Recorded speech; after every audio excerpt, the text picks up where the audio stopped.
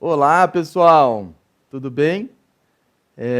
Boa noite a todos. Nós estamos aqui de novo trazendo conteúdo para vocês através da UCBVET. Antes de mais nada, agradecer a oportunidade de difundir a nossa especialidade, a oftalmologia veterinária. E o tema que eu vou abordar para vocês é tornar mais simples o dia a dia de vocês, tirando um pouco do medo de tratar as doenças oftálmicas. A gente sabe que vocês têm receio, o veterinário clínico geral tem receio de avaliar os olhos por algum desconforto, experiências antigas, mas eu vou tentar amenizar tudo isso para vocês e tornar mais simples o que pode ser considerado por vocês complexo. Então vamos lá ao nosso conteúdo. Mas quem sou eu? Eu sou Fabrício Mamed, especialista em oftalmologia veterinária. Atuo em Ribeirão Preto, no estado de São Paulo, na Ophthalmo Center Vet, é a empresa da qual eu trabalho. Vamos aos nossos conteúdos. Quando a gente faz pergunta para os colegas, por que medo de tratar os olhos? E aí vem 3 pilares. O primeiro pilar é sinais clínicos. São alterações um órgão muito pequeno, com pequenas alterações na localização. Por exemplo, mancha vermelha nos olhos. Tá bom. E lembrando que o olho tem um vidro na frente, que é a córnea, ela é transparente, assim como o vidro. E se essa mancha for na superfície do olho, tá na superfície do olho, perfeito. Mas se essa mancha estiver atrás, dentro do olho, aí começa a confundir. Aonde está essa mancha vermelha? Então, bem provável que é por isso que tem medo de dar um diagnóstico baseado pelos sinais clínicos. Vamos descobrir por que essa diferençazinha. Vocês vão saber daqui a pouco. O segundo pilar são os efeitos colaterais, são as medicações. Todo mundo tem receio de medicar. Por quê? Porque tem um vício aí dizendo, corticoide é ruim para úlcera. Concordo plenamente com isso, mas nem tudo é úlcera. É isso que a gente vai descobrir nos próximos slides. E o último pilar são os exames específicos. Eu não sei fazer os exames. Nós vamos falar principalmente de 2 exames aqui que vai se tornar mais fácil o dia a dia de vocês. É isso que eu quero, ajudar o diagnóstico de vocês. Tá? Então vamos lá. Vamos falar primeiro, sinais clínicos. Por que dá medo os sinais clínicos? Basicamente por causa disso aqui. Eu vou resumir a palestra com essa palavra, olho vermelho. É aqui que morre o perigo. Por quê? Todas essas doenças deixam os olhos mais vermelhos. Olho seco fica vermelho, a úlcera deixa os olhos vermelhos, as alterações palpebrais, entrópio, por exemplo, distiquias, elas levam realmente deixam os olhos vermelhos, a uveíte, o glaucoma e a conjuntivite. Todas elas levam ao sinal clássico de olho vermelho. Então, tudo é olho vermelho. É como se fosse febre.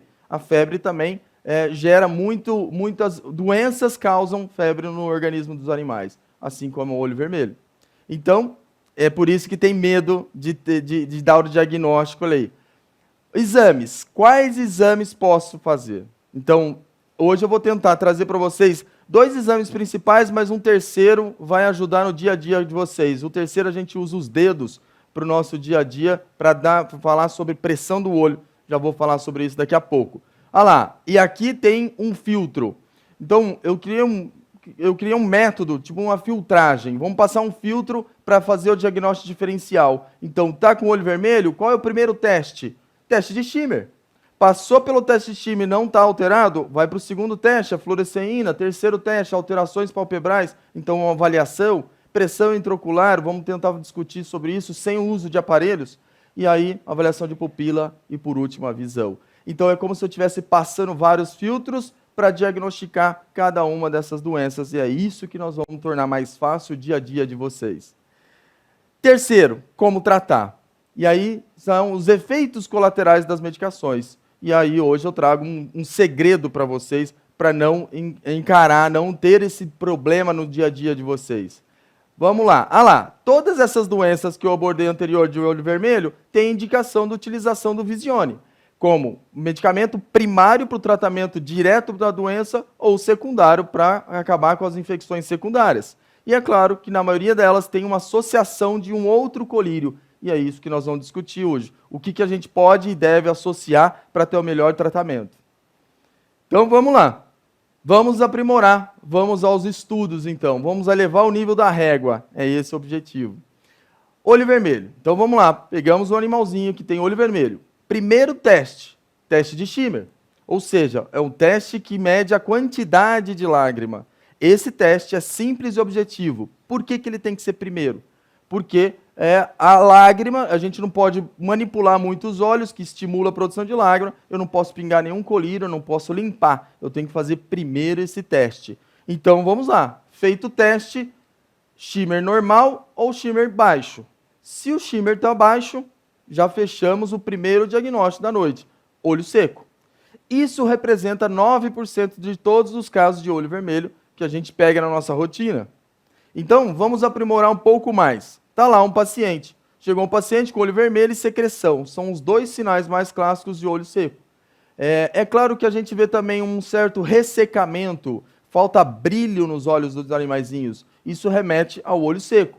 Fazemos, então, o teste de Schimmer e ali acusa Schimmer baixo. Quanto que é o baixo? Abaixo de 15 milímetros. Então, o teste de Schimmer basicamente é uma reguinha que se coloca com papel absorvente, que se coloca em contato com a superfície ocular, ele vai chupar a lágrima e com isso vai, durante 1 minuto, fica quantificando para a gente a quantidade de lágrima que tem ali nesse saco conjuntival, lá dentro dos olhos. Se tiver abaixo de 15, já é considerado olho seco. É claro que tem os níveis, né? Ter 5 unidades é diferente, é mais grave do que ter 13 unidades, por exemplo. 13 milímetros, que é a unidade que se usa. Então, uma vez que está baixo o teste de Schimmer, fecha o diagnóstico de cerato conjuntivite seca, a tão popular chamada de olho seco. Perfeito. Esses são os sinais clínicos de olho seco. Além do olho vermelho, nós temos, então, na foto superior esquerda, nós temos ali uma mancha preta no olho, né? Um pouquinho no quadrante inferior dos olhos está ali o olho vermelho, uma mancha preta, e a córnea desse paciente está branca, esbranquiçada. Isso é um processo inflamatório da superfície ocular. E, portanto, fecha um diagnóstico para a gente só pelos sinais clínicos, baseado no olho seco.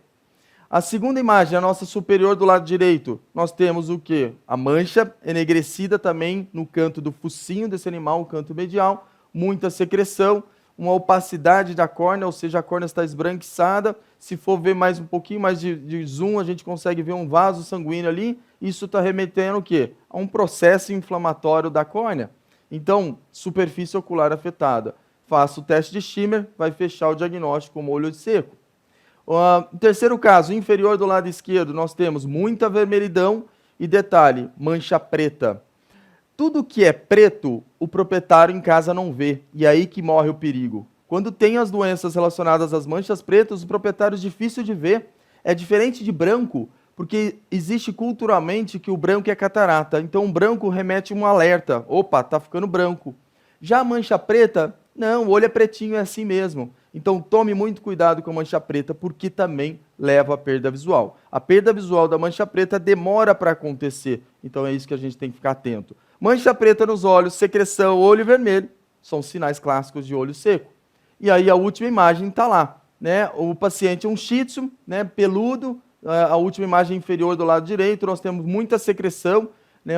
Intensa quantidade de secreção, olho vermelho na sua intensidade, manchas pretas, e isso está formando 360 graus ali, com um risco central, com uma região circular, tipo uma vírgula, mostrando para a gente a mancha branca. Mancha branca é processo inflamatório da córnea. Todos esses casos, fechamos o diagnóstico de olho seco e, portanto, estão aptos para fazer o tratamento. Qual o tratamento? Vamos tornar mais simples. A gente precisa dos imunossupressores, ou seja, estimular a produção de lágrima, através principalmente de 2 produtos, a ciclosporina e o tacrolimus. Já que não tem lágrima, está ressecado, lubrificante tópico. E aqui nós temos o Alequa, é um grande exemplo de lubrificantes para a superfície ocular.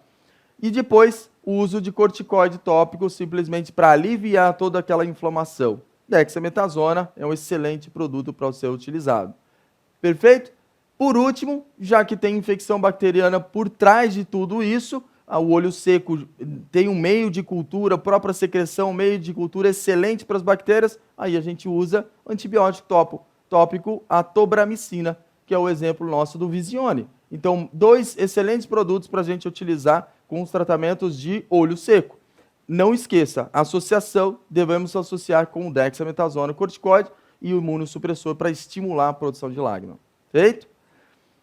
Próxima doença, vamos continuar o nosso fluxograma. Fiz o teste de Schimmer, imagina então que o teste deu normal.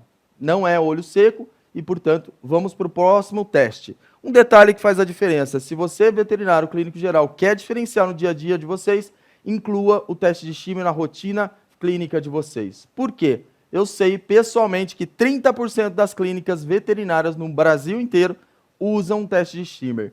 E, portanto, ele é atualmente um teste diferencial para você, diferenciar o seu ambiente de trabalho. Vale a pena um investimento disso, tá?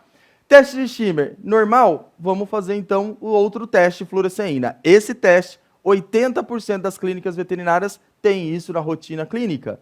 E, portanto, se der positivo, clássico, úlcera de córnea. Isso representa 15% de todos os animaizinhos tratados, olha, chegou com olho vermelho, 15% deles tem úlcera de córnea. Como que a gente sabe o diagnóstico? Então, vamos lá. Atendi esse paciente, fiz o teste de Schimmer normal, mas ele tem também olho vermelho, secreção e um certo desconforto. E aí que entra o grande diferencial para uma úlcera de córnea. Todas as úlceras incomodam o olho do animal, ou seja, ele fica com o olho fechadinho, que a gente chama de blefarospasmo. Essa dor, esse incômodo é muito patognomônico para a presença de úlcera de córnea. E aí a gente vai fazer o teste. Qual o teste? Fluoresceína.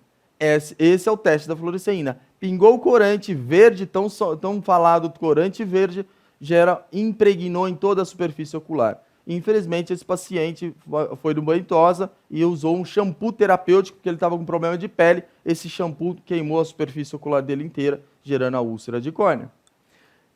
E, portanto, faça o diagnóstico, úlcera de córnea para a gente tratar. Outros casos um pouco mais graves ou não de úlcera de córnea. Primeira imagem superior esquerda, nós temos a úlcera bem localizada no quadrante superior. Um detalhe à parte, quando você pegar uma úlcera dessa pequenininha, superficial, no quadrante superior do olho, lembre, procure por alguns pelos. Existe a grande possibilidade de ser um cílio ectópico, é o tópico da próxima doença que nós vamos falar um pouquinho sobre ela. A segunda imagem, do lado direito superior, nós temos uma úlcera mais profunda, que aí a gente já está vendo um buraco na superfície ocular. Aqui morre o perigo, aqui é emergência. Prestem atenção nesse cenário, nesses quadros aí, porque aqui merece atenção de tratamento, além do clínico, o cirúrgico associado. Se a gente for para a imagem inferior esquerda, nós temos já um quadro de perfuração, onde já perdeu o conteúdo, já extravasou, já está vazando os olhos. E aqui remete a uma emergência oftálmica para tentar salvar o olho mediante ao tratamento clínico de colírios associado com cirurgia. E aí a última imagem, inferior do lado direito, nós temos uma úlcera de córnea extensa, para ser mais exato, uma descemetocele, que é uma úlcera bem profunda, e com essa quemose que está do nosso lado direito. O que é isso? De tanto animalzinho se coçar, inflamou a quemose junto. E, portanto, ou seja, temos que tomar muito cuidado. São casos de emergência na oftalmologia. Então, repare, quase essas imagens, todos os animaizinhos estão com o olho vermelho. A superior nossa do lado esquerdo, ela não está porque eu usei um colírio anestésico para aliviar a dor do paciente. E o colírio anestésico vem associado, o que eu uso, vem associado com vasoconstritor e por isso não está vermelho. Mas acredite, ele estava vermelho antes sim. Como que a gente trata a úlcera? Úlcera de córnea se trata com antibiótico tópico. Esse é o principal medicamento. E aí a grande indicação nossa é tobramicina, colírio, na forma de colírio. E o Visione veio para realmente marcar presença no nosso mercado veterinário. Fez total sentido a utilização desse produto para o nosso dia a dia. Prova própria, já utilizei em vários pacientes com úlcera de córnea e foi excelente o resultado. O principal efeito que eu vejo diferencial é não arde assim que instila no olho do animalzinho, mesmo com uma ferida tipo a úlcera de córnea, porque o olho fica mais sensibilizado na presença de úlcera. Tanto é verdade que tem outros colírios que quando você pinga, arde demais. E essa é a grande vantagem competitiva do Visione. Continuando, além do antibiótico, a gente tem que colocar uns cicatrizantes, entre aspas. Quais são os cicatrizantes? São os inibidores da metaloproteinase. Aí o exemplo é acetilcisteína a 10%, associado com o EDTA. Associado ou não? Pode ou não associar com o EDTA a 0,35%. Colar protetor. Não posso esquecer de falar sobre colar protetor, porque uma briga entre nós veterinários e o cliente que não quer usar um incômodo chamado colar protetor, mas ele é bem-vindo sim para a grande maioria das úlceras, tá? Além do tratamento clínico, existe cirurgia para isso. Nós não vamos abordar a técnica cirúrgica, uma vez que o tempo não é propício para isso, mas nós temos excelentes resultados associados ou não com cirurgia. O recobrimento com terceira pálpebra, recobrimento pediculado, transposição córneo-conjuntival, reconstrução da superfície ocular ou até mesmo transplante de córnea. Isso mesmo, é uma coisa recente no dia a dia, mas virou rotina para alguns oftalmologistas do Brasil. Vamos continuar nosso fluxograma. Já falamos de olho seco, já falamos de úlcera de córnea, mas vamos pegar os casos que a fluoresceína deu negativa, ou seja, não identificou nenhuma úlcera. E aí, o que acontece? Aí nós vamos avaliar. Já não é mais teste, é avaliação. Vai lá e olha os pelos. Margens palpebrais estão normais ou estão alteradas? Então vamos falar um pouquinho das alteradas. E aí a gente coloca como as alterações palpebrais. Existem algumas. São todas essas aqui, ó. 6 para ser mais exato. Entrópio. O entrópio é a pele que vira para dentro, é a inversão palpebral. Os pelos ficam tocando na superfície ocular, deixando-os vermelho. Então, dica, se está molhado, né, a pele, o pelo está molhado, é indicativo de que tem um entrópio. Essa é a principal dica. Ectrópio. Ectrópio nada mais é do que a eversão da pálpebra. A pálpebra fica virada para fora. Então, isso é muito comum em animais gigantes. Mastim, São Bernardo, alguns Rottweilers também têm isso. São animais de grande porte ou bulldog. O bulldog pode acontecer também. Terceira alteração palpebral, triquias. A triquias, o Cocker tinha muito isso. O Cocker não é uma raça tão familiarizada hoje em dia, mas ele tinha muito isso. O que é isso? São os cílios que nascem errado, nasce direcionado aos olhos. Ele nasce na posição correta, mas a curvatura dele, em vez de ir para cima, fica para baixo. E com isso, toca a superfície ocular. E é isso que a gente tem que ficar atento. Avalia, porque deixa o olho vermelho. Quarto, distiquias. As distiquias nada mais é do que uns pelinhos nascendo errado, nascendo no tarso palpebral. Aonde que é o tarso palpebral? Nessa quarta imagem, a imagem inferior do lado esquerdo, nós temos os pelinhos direcionados ali, saindo da pálpebra. Ali é o tarso palpebral, nesse pretinho. É onde as mulheres passam o lápis e, portanto, naquela região que nasce errado os pelos, chamado distiquias. Irrita a superfície ocular, deixa o olho mais vermelho.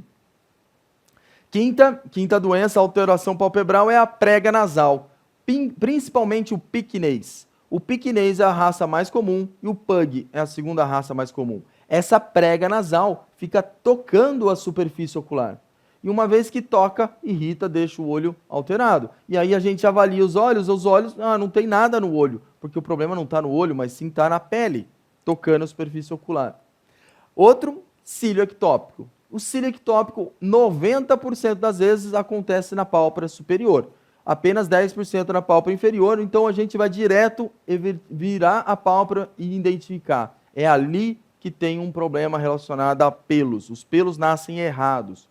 É claro que o uso de um aparelho apropriado para magnificar a imagem, aumentar a imagem para a gente conseguir dar esse diagnóstico faz total sentido e total diferença. Então, o cílio ectópico é difícil pela avaliação a base de olho. O ideal seria a olho nu, né? O ideal seria colocar uma lupa para melhorar essa imagem, tá? Porque ele é bem pequenininho mesmo. E se for branco, pior ainda. Poodle com cílio ectópico, o pelo é branco e fica muito difícil de ver.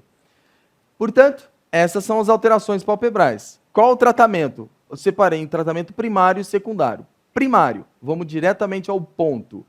Lubrificante na forma gel. Ele é bem-vindo. Por que na forma gel? Para amenizar o atrito dos pelos nos olhos. Esse é o objetivo desse lubrificante. E aí é claro que a cirurgia tem que ter intervenção cirúrgica sim. Tratamento secundário, a gente vai tratar a conjuntivite, que ela é secundária. Com o quê? Com corticoide. Preste atenção nas úlceras, se tiver úlcera não podemos utilizar corticoide, e antibiótico tópico, e a tobramicina cai super bem nesse momento. Opa, já que é oportunista a bactéria, vamos colocar um suporte ali e a tobramicina cai super bem. Seguindo o nosso raciocínio de olho vermelho, fizemos o teste de Schirmer, fizemos a fluoresceína, fizemos a avaliação das pálpebras e não pegamos nada até agora. Então, o que a gente vai fazer? Se as pálpebras estão normais, o próximo passo é a pressão intraocular. Ah, mas aí vem um problema. Eu não tenho aparelho para medir a pressão intraocular. E aí que a gente vai dar a dica. A dica é o dedo. Pressão digital. Esse é o nome desse teste. Quando você aperta o seu próprio olho, você sente uma consistência, uma resistência. Essa resistência significa que é normal, desde que você não tenha glaucoma, por exemplo. Mas é normal do seu dia a dia. Tá tudo bem que seu olho vai lá, pega e faça isso no próprio animal. E eu adoro comparar um olho com outro olho do animalzinho. Então esse é o cenário que eu faço, é fazendo esse teste digital. Se a pressão estiver alta, fechamos o diagnóstico como glaucoma. Se a pressão estiver baixa, ou seja, estiver murcho esse olho, vamos fazer o diagnóstico de uveíte. Então esses são as principais alterações que a gente fala de pressão. O uveíte é o extremo baixo, o glaucoma é o extremo alto, pressão intraocular alta. O quanto que é o alto? Aí entra os aparelhinhos para medir para a gente. 25 para cima já é considerado hipertensão ocular e provavelmente já está em glaucoma. Ah lá, se a gente for colocar uma comparação, além da pressão, nós temos um outro diferencial. Então vamos lá, olho vermelho, os dois causam olho vermelho. Aí a pressão elevada é glaucoma, a pressão baixa é uveíte, mas tem um outro diferencial. Midríase. O glaucoma causa uma midríase. Se a pressão estiver acima de 50, midríase paralítica. Nada mexe com essa pupila. Então fica aqui a dica. Se tiver entre 30 e 50, está em semimidríase, a hora que você incide a luz, dificilmente ela fecha. Tá? Então, ou seja, é isso a relação, midríase. E a uveíte, devido ao processo inflamatório, esse reflexo pupilar está diminuído. Então, quando você faz o teste da pupila, ela retrai, mas ela retrai bem lentamente. Por que lento? Porque toda essa região da íris, a parte colorida dos olhos, está inflamada e, portanto, ela reage de uma forma diminuída. E a última, o glaucoma, acima de 30 de pressão, já pode estar com perda visual. E isso acontece em 60% dos animais quando tem pressão elevada. Perde a visão. Então você faz o teste de ameaça bater nos olhos para ver se ele está enxergando, ele não reage. Então é indicativo de que esse animalzinho tem uma perda visual. O glaucoma leva a perda visual. A uveíte, na maioria das vezes, 90% das vezes, não perdeu a visão. Está embaçado, está diminuída a visão, mas ele não perdeu por completo, diferente do glaucoma. Detalhes para o glaucoma se demorar muito o tratamento, perde a visão da forma irreversível. Cuidado com o glaucoma, paciente com glaucoma. E aqui, vamos lá, sinais clínicos de uveíte. Primeira foto, quadrante superior esquerdo, nós temos a doença do carrapato, a erliquiose, por exemplo. Então nós temos um pincher clássico, focinheiro simplesmente porque é pincher. O olhinho direito dele, que é o do nosso lado esquerdo, está branco porque catarata. E o outro olho tem um sangue lá, dentro desse olho tem um sanguinho lá e está meio que uma névoa de sangue em todos os olhos. Então, olho vermelho. Nesse caso, o vermelho está dentro dos olhos. A uveíte, por conta da doença do carrapato, é a principal causa. O segundo animalzinho, ou seja, o do meio superior, é linfoma. Esse aqui é um labrador. Labrador e Rottweiler são as raças mais acometidas pelo linfoma ocular. E eles deixam os olhos vermelhinhos, né? Então, repara, muito vermelho, uma opacidade na superfície ocular, que é na córnea. A hora que a gente mede a pressão, está com a pressão baixa, aí eu falo, vou palpar linfonodo. Aí tem linfoadenopatia. Opa, deve ser linfoma. E aí a gente vai fazer o tratamento, então, fazer diagnóstico, punção aspirativa para identificar, coleta de sangue, ou seja, exames complementares para diagnosticar o linfoma. A outra imagem do nosso lado direito, uma icterícia. A gente vê a icterícia ali na conjuntiva, principalmente causada pela leptospirose. É raro da gente pegar esses pacientes no dia a dia nosso, uveíte pela leptospirose, mas é grande. Fica vermelho o olho, mas fica mais amarelado a conjuntiva. Se a gente for na espécie felina, embaixo do nosso lado esquerdo tem a hipertensão arterial, causando o quê? Um sangramento intraocular. Esse sangramento é devido à pressão alta. pressão elevada gera realmente um extravasamento de conteúdo sanguinolento dentro dos olhos, com isso gerando a uveíte. E já a imagem do meio inferior, mais um felino acometido com a íris vermelha. Esse vermelhado não está na superfície ocular, está dentro dos olhos, para ser exato, na íris. A gente chama isso de rubiose iridis. Isso é um caso de linfoma. Foi diagnosticado não pelos olhos, mas sim pelo baço, ultrassom, e o baço pegou e identificou o problema. Aí realmente tratamento para esse paciente. Além dos colírios, a gente tem que fazer o tratamento para a doença desencadeante. E a última, de novo, mais um paciente com Ehrlichia. Um olho vermelho, nessa imagem não dá para ver o vermelhidão, mas estava vermelho com essa opacidade branca. A opacidade branca, um dos sinais clássicos de uveíte. Além do glaucoma, também deixa branco. Diferença? Reparar na pupila desse paciente. A pupila está pequenininha, então está em miose. Miose não é glaucoma, mas sim é uveíte. Então esses são os sinais clássicos de uveíte. Tratamento primário, é claro que eu preciso de um corticóide e a dexametasona tem uma excelente penetração intraocular. É isso que eu preciso. Podendo ser associado com anti-inflamatórios não esteroidais, como por exemplo ceterolaco, é um exemplo clássico, e também posso associar na via oral, na via injetável ou sistêmica. Depende do quadro, como é que está esse animalzinho. O antibiótico é simplesmente para... qual é a causa? A causa é linfoma, o antibiótico serve para quê? Para dar uma cobertura simplesmente. Então, um tratamento secundário. A tirar todas as bactérias que tem naquela região para deixar esse olho mais propício para entrar com a medicação. E a tobramicina, o próprio Visone, traz um benefício tremendo para esse caso. Investigar a causa sistêmica, é isso que a gente tem que investigar. Aqui a gente tem que ser um detetive do diabo. Temos que investigar a fundo. Exames de sangue, exame de urina, ultrassom, ou seja, aqui entra a pesquisa, a investigação, o detetive do diabo aí. É achar a causa de base. Tem pacientes que dá trabalho para identificar. Toda uveíte tem que ser identificada a causa de base. Glaucoma. Já que eu comentei lá o glaucoma, nós temos o olho branco, né? Como um sinal clássico de glaucoma. Qual a diferença? Pupila. Repara nas duas imagens do nosso lado esquerdo que os animaizinhos estão com pupilas dilatadas. Porque a pressão está alta.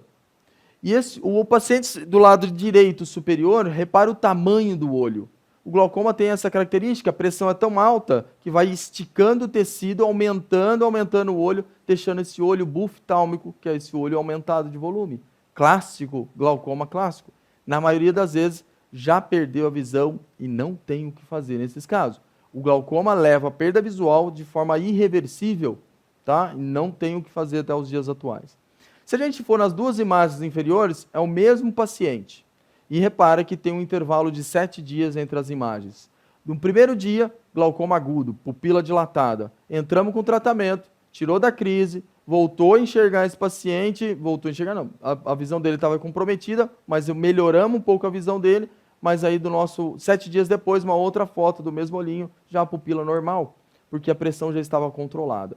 Então fica aqui a dica, glaucoma, além da pressão elevada, além de estar duro o olho, por causa da pressão elevada, a pupila fica dilatada, em midríase. Qual o tratamento de glaucoma? É claro que o tratamento primário é o antiglaucomatoso, ou seja, diminuir a pressão. O medicamento mais forte que nós temos para a veterinária é, sem sombra de dúvida, a dorzolamida. Se eu ficar aqui falando só sobre tratamento, a gente poderia falar de tratamento de glaucoma por 1 hora. Dorzolamida é a principal. Se a gente tirar da cabeça do veterinário dizendo qual o tratamento, tem esse, aquilo, cara, coloca na cabeça. Dorzolamida é o principal tratamento para o glaucoma. Corticóide é bem-vindo? Claro que é bem-vindo. Está vermelho o olho, vamos desinflamar. A inflamação piora o estágio do glaucoma. Então, dexametasona, porque tem uma penetração importante para o nosso dia a dia. Então, a dexametasona é o principal anti-inflamatório, corticóide que a gente utiliza. E o antibiótico entra com uma proteção primária, não, secundária nesse caso. A tobramicina cai super bem e o Visione também cai aqui para nós como uma proteção secundária. Se a gente voltar no nosso fluxograma, a gente repara que, já fizemos o teste de lágrima, já fizemos a fluoresceína, avaliamos as pálpebras, avaliamos a pressão e agora, a pressão está normal. O que eu faço? Aí vocês vão observar a pupila. Sem alterações pupilares, mas sem visão, aí sim entra na conjuntivite primária. Por incrível que pareça, conjuntivite é o principal diagnóstico feito para o clínico geral. Se for para o especialista, é a doença menos diagnosticada na nossa rotina. Mas não porque se trata conjuntivite, não, porque conjuntivite é raro de acontecer. Se a gente colocar menos de 3% dos cães tem conjuntivite, de todos os olhos que chegam de olho vermelho, só menos de 3% em cães. Em gato um pouco mais por causa das conjuntivites virais, isso aumenta para 8% dos casos. Mas, então fica aqui atento, conjuntivite é muito comum, é muito raro de acontecer no cão, um pouco mais comum para gato. Vamos entender a conjuntivite. Essas são as causas da conjuntivite.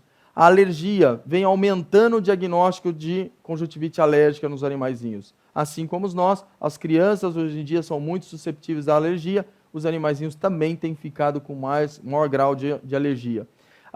O principal diagnóstico nosso realmente é a conjuntivite primária de causa alérgica.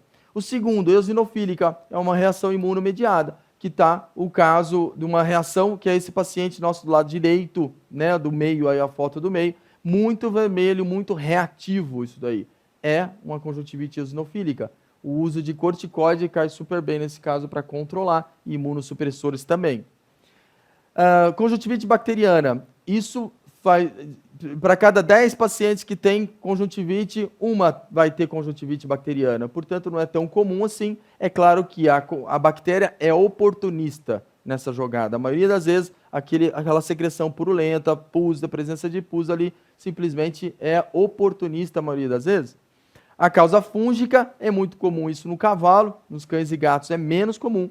A viral em gato, isso é muito comum no dia a dia. E a conjuntivite folicular, que é essa imagem inferior.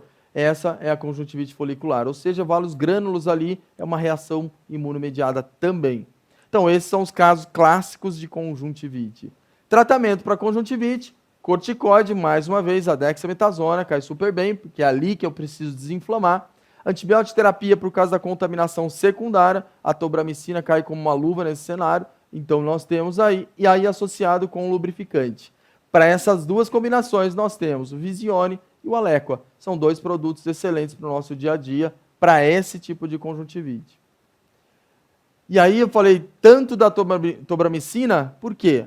Porque a tobramicina entra naquele segundo pilar lá sobre efeitos colaterais da medicação. O Visione não proporciona esses efeitos colaterais, então não piora nenhuma doença ocular. Então, vamos usar o Visione se você tem suspeita de glaucoma. Está com suspeita de glaucoma, o Visione não vai tratar a doença, ela simplesmente vai aliviar a bactéria que está naquela região, dando uma condição melhor. E aí vale a dica, se em 2, 3 dias não melhorar, realmente aí toma providências de encaminhar para uma pessoa que consiga medir a pressão intraocular. Aí faz total sentido. Catarata, é claro que nenhum colírio resolve para catarata, não existe colírio para catarata, mas se tiver presença de secreção, o Visione vai ajudar. Úlcera de córnea, aí sim, o Visione cai como uma luva, realmente. É importante a utilização do antibiótico tópico. E a tobramicina pega a grande maioria das bactérias da superfície ocular. E é isso que é importante o uso do Visione. E ele tem uma boa penetração, a tobramicina, ela tem penetração. Então, se eu precisar de um antibiótico com algum tipo de penetração, o Visione me dá uma cobertura importante lá para a câmara anterior, ou seja, para dentro dos olhos. Outra vantagem, não arde os olhos dos animaizinhos. Ele tem um pH adaptado aos animais, e isso que é importante. Quando tem úlcera principal, a principal indicação do Visione é a úlcera, tem uma úlcera, o olho já fica sensibilizado. Você pinga um soro fisiológico, já vai arder mais do que o normal. E nesse cenário, não arde para o paciente, experiência própria. Não precisa de receita, portanto, ou seja, facilita a comercialização, né? Então, esse é um diferencial competitivo. E outro, é claro que tem um respaldo de um laboratório veterinário. Isso faz total diferença do nosso dia a dia. A gente tem um uso, na própria bula fala sobre a utilização dos nossos animais principais, cães e gatos, que é o foco principal. Então, ou seja, a gente tem um laboratório por trás para nos defender e nos dar orientação. Então, resumindo, Visione, ou seja, tobramicina, nós temos a conjuntivite como principal indicação, a úlcera de córnea, olho seco, ceratite, pós-cirúrgico, de, por exemplo, cirurgias de entrópio, cirurgias de glândula, né? Faz um pós-operatório, coloca um antibiótico para proteger a sua ferida. Então, o uso do Visione cai super bem. Para finalizar, eu não posso deixar de frisar isso para o nosso dia a dia. A grandeza não está em ser forte, mas no uso correto da força. Por que eu trago essa reflexão? Porque antibiótico terapia nós temos que ter consciência. Se eu usar um antibiótico mais forte, mais potente que tem no mercado, a gente vai criar resistência bacteriana. Então tome cuidado. E a tobramicina pega. Já tem estudos falando que é mais de 60% das bactérias que tem hoje no nosso cenário, ela pega. E, portanto, me dá uma cobertura muito boa. Para que eu vou usar algo tão forte, sendo que a gente consegue eliminar grande parte das bactérias com algo mais fraco e mais apropriado para as circunstâncias? Obrigado mais uma vez pela contribuição. Espero ter ajudado vocês no dia a dia de vocês. O objetivo meu é deixar mais simples algo que eu mesmo já considerei complexo. Oftalmologia veterinária já foi complexo no meu dia a dia e eu trago para vocês formas de se tornar mais fácil o tratamento e, para ser sincero, o tratamento só tem sucesso se tiver um diagnóstico bem preciso. Valeu, obrigado. Dúvidas, manda para a gente que a gente vai tirando ao longo do nosso dia a dia, chegando para a gente tira as dúvidas. Obrigado mais uma vez, gente.